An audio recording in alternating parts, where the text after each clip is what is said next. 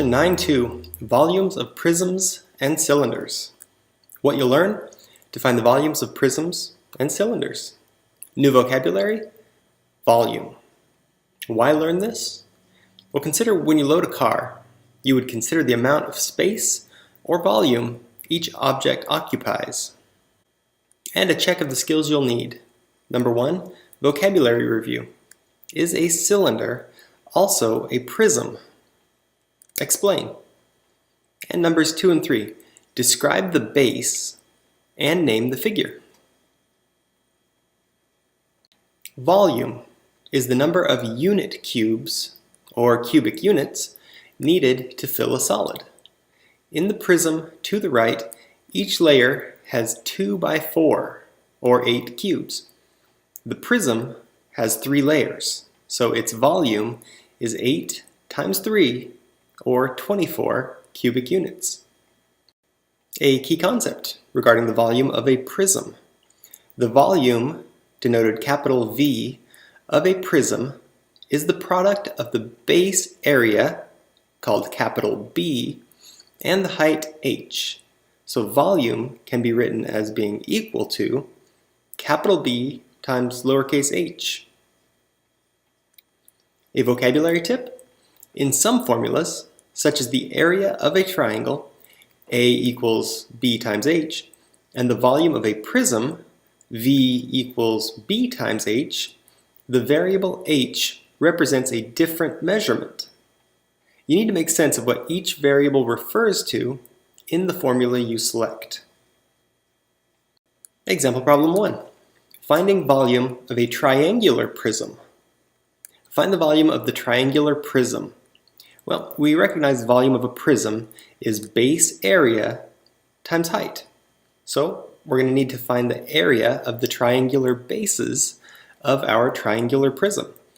Using the information at the right and recalling the formula for finding the area of a triangle, 1/2 base times height, we can find, well, first the area of the bases.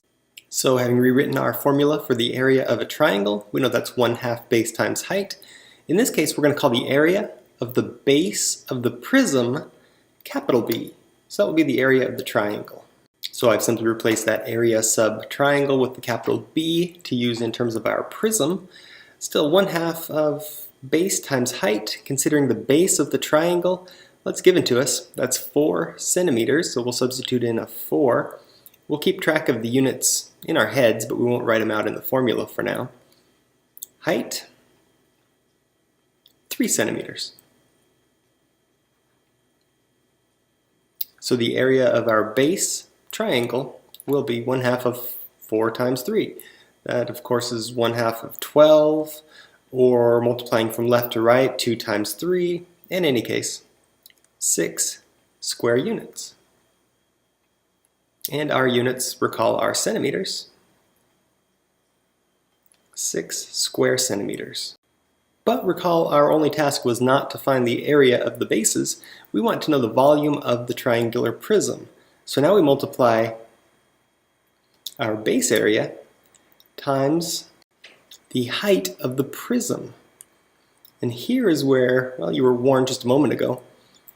Note this h, well, that's found here, 7 centimeters. The height of the prism is 7 centimeters. This h that we were using before, that's representing the height of the triangle. So, while these formulas are good and simple, it's very important that you keep track of which h is which. At this point, we're considering 7 centimeters, our height of the prism, and so we fill in what we know. So we will say the base was 6 square centimeters, and we're multiplying that by the height of the prism, 7 centimeters, and I'm going to go ahead and put that power there. First power. Normally we don't do that, but that's going to be part of this point I'd like to make here. So when multiplying, 6 times 7, of course, 42, but then our units. We have, well, centimeters times centimeters, or square centimeters, representing our area, and centimeters to the first power, representing the height of our prism. Centimeters squared times centimeters, well, that exponent will behave the same as if we we're completing a problem like this, simplifying this expression. Recall in this case we just add the exponents. We'll do the same here. 42 cubic centimeters, and recall volume is written in cubic centimeters. This is the volume of the triangular prism and our final solution. How about a quick check? Find the volume of the prism at the right.